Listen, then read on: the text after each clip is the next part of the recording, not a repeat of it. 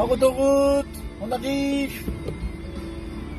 Bon voilà, on attend, on est arrivé avec Elodie et les amis de Petroni, Sergio et papa. Alors, pour Pépette et Pipip, et Pipip, et Pipip. Voici donc le grand jour pour Petroni, la finale de Réciproque 2023.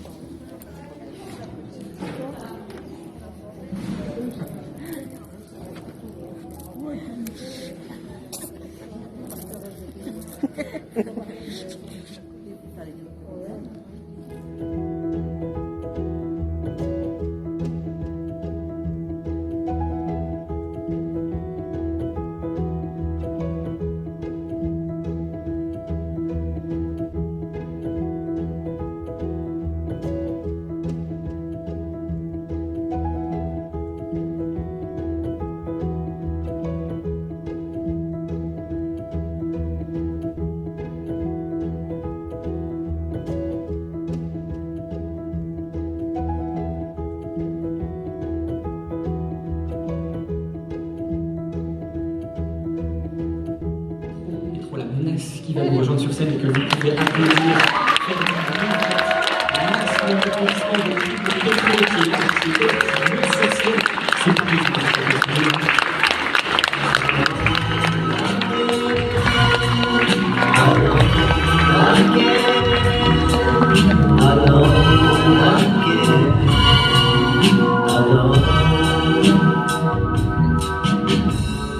Alors Petroni, on a un point commun, on aime beaucoup lire, toi et moi, et apparemment ton livre préféré c'est Le Petit Prince. Alors j'ai une question, et c'est par pur égoïsme évidemment, est-ce que toi aussi t'adores les renards?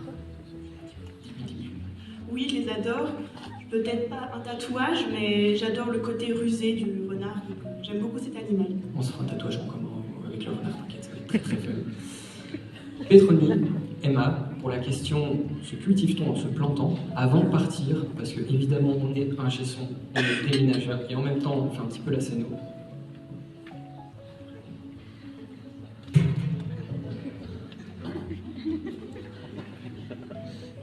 Sinon il n'arrivait pas à la voir forcément. Bon, voilà, on fait ce qu'on peut. Hein. Emma, Petro, la scène est à vous.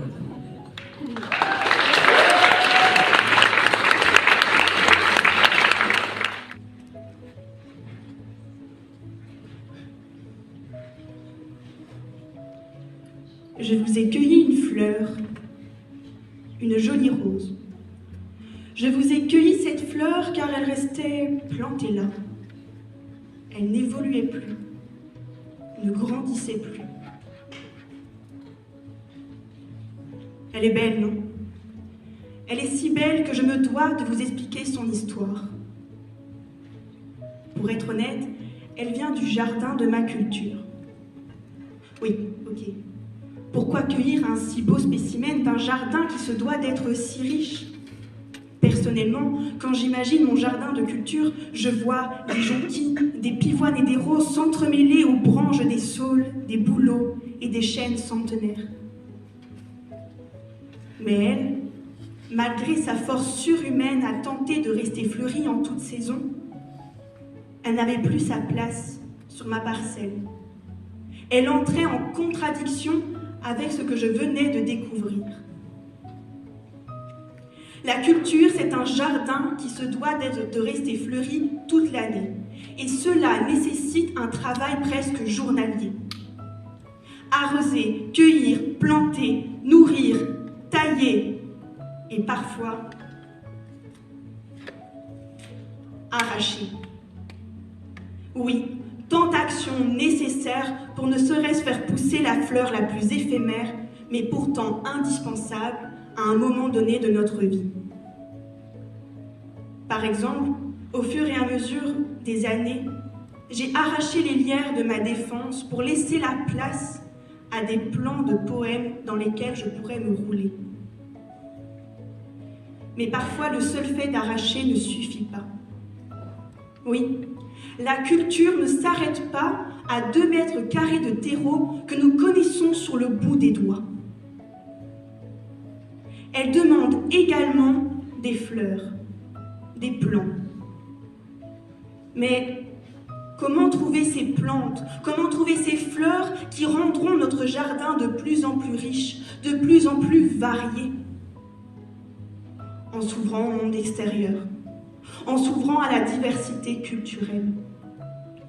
Cette diversité nous permet de ne pas rester sur 2-3 plantes dont nous connaissons l'entretien par cœur.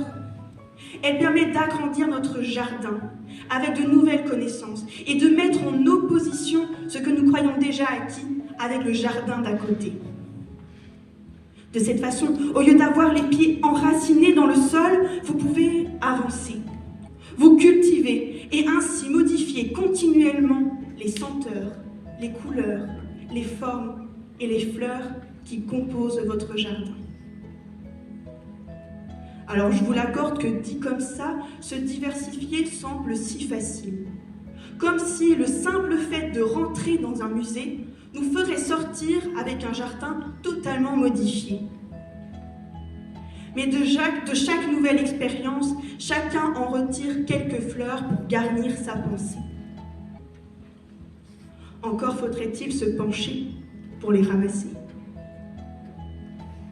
Combien de fois les chocs culturels ont créé des massacres sur notre terre, des milliers de morts? Combien de fois certains individus ont cru leur culture plus verte que celle d'à côté, se permettant de donner des cours de jardinage en utilisant comme engrais le sang. Mais heureusement, nous ne sommes pas tous comme cela.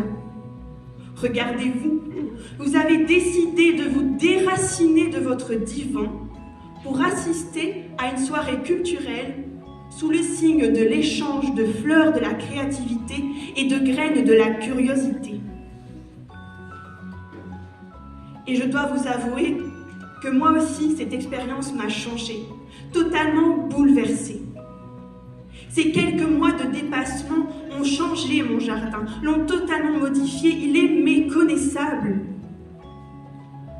Les nouvelles senteurs et les nouvelles couleurs qui le composent m'amènent à une confiance et une sérénité que jamais auparavant je n'avais expérimentée. Alors je suis fière de ne pas être restée plantée là, à une place que j'avais trouvée. Là où le terreau ne me nourrissait plus trop. Pourtant, c'est rassurant de connaître son jardin et tous les plans qui le constituent.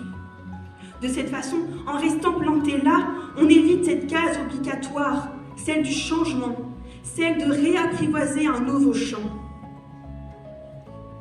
Mais finalement, cette peur de l'échec n'est qu'un fruit de notre culture. Ce n'est qu'un fruit peureux que nos parents nous ont donné, et qu'eux-mêmes ont hérité encore et encore. À force de vivre dans la culture de l'échec, nous restons persuadés que les mauvaises herbes sont obligatoires pour remplir notre jardin. Or, notre échec, par exemple, n'est pas le même que celui en Amérique. Pour nous, chuter, prendre du temps à se relever, est un fruit tant redouté, alors que les Américains croqueraient volontiers dans ce fruit tant convoité. La culture héritée nous a offert une ronce que nous ne pouvons arracher. Et nous croyons que si nous devons avancer, nous devons prendre continuellement ce pied, continuellement chuter pour essayer, tant bien que mal, de se tracer un chemin, écrasant ainsi les jeunes pousses. Mais il faut le faire. Il faut avancer. Car ce n'est pas en se plantant qu'on se cultive. C'est en ne laissant jamais la peur de l'échec nous laisser nous planter ailleurs. Et finalement, c'est peut-être ça notre problème.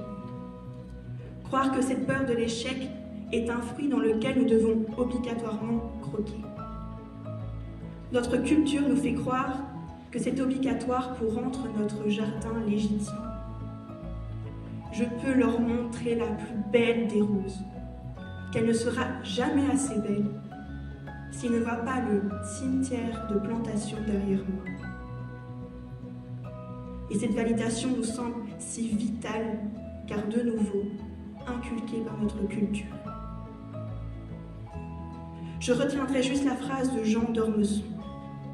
La culture n'est ni un exercice d'archive, ni une affection de sérieux, ni une invitation de suivre des sentiers fléchés d'avance, où il faut rire là, admirer ici.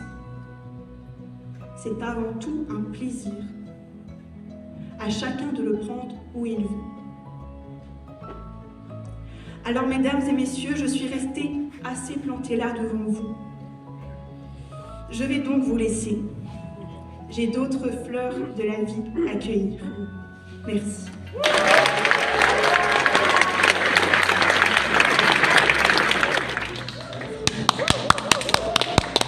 Alors, moi j'étais totalement convaincue par la richesse de tes mots, de ton champ lexical, la culture humaine, l'engrais, le sang, déraciné, le divan, c'était vraiment top. Et quelque chose qui m'a marqué, c'est que tu es vraiment ancré dans le sol, tu dégages une confiance en toi sur scène, et ça c'est vraiment très agréable à regarder. Mais par contre, le point positif rejoint un petit point amélioré, c'est que tu pourrais peut-être penser à alléger le texte, parce qu'il y a beaucoup de mots, c'est ça qui fait la richesse, mais c'est aussi ça qui peut te desservir. Donc voilà.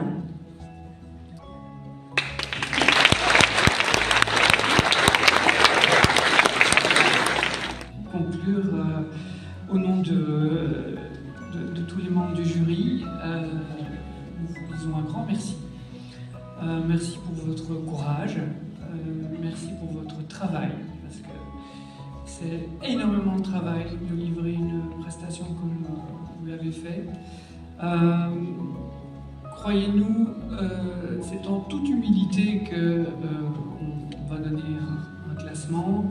C'est en toute humilité qu'on va désigner une personne gagnante, parce qu'on a pleinement conscience du fait que vous prenez un gros risque, et actuellement, prendre un risque comme ça, s'exposer au jugement, aux commentaires, à la remise en question, c'est déjà être gagnant. C'est déjà être gagnant. Pour cela, vous êtes tous les 6 gagnants. Donc, merci et félicitations.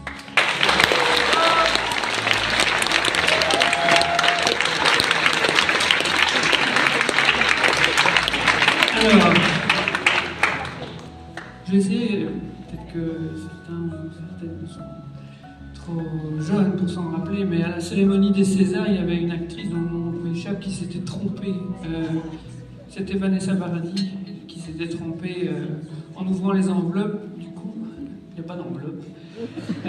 Mais j'ai quand même un papier pour ne pas me tromper, mais il y a juste 3 prénoms à mettre dans un bon ordre.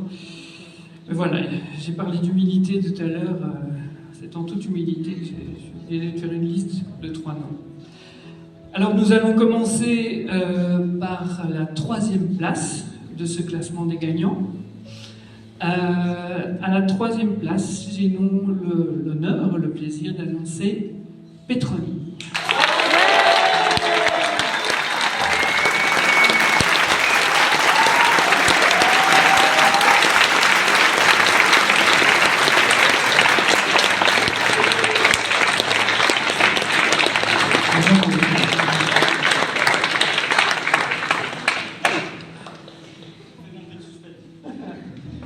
Il en reste combien? Bien. 2. Alors, je vais essayer de me souvenir, sans être submergé par le stress et l'émotion, de la 2e place. 2e place que nous avons en toute humilité attribuée à Louise.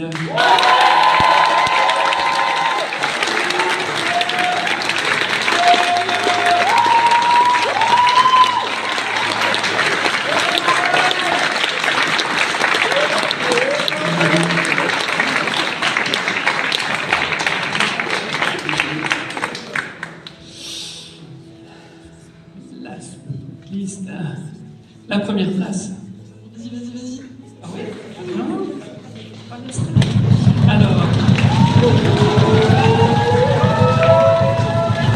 La première place revient à Emma.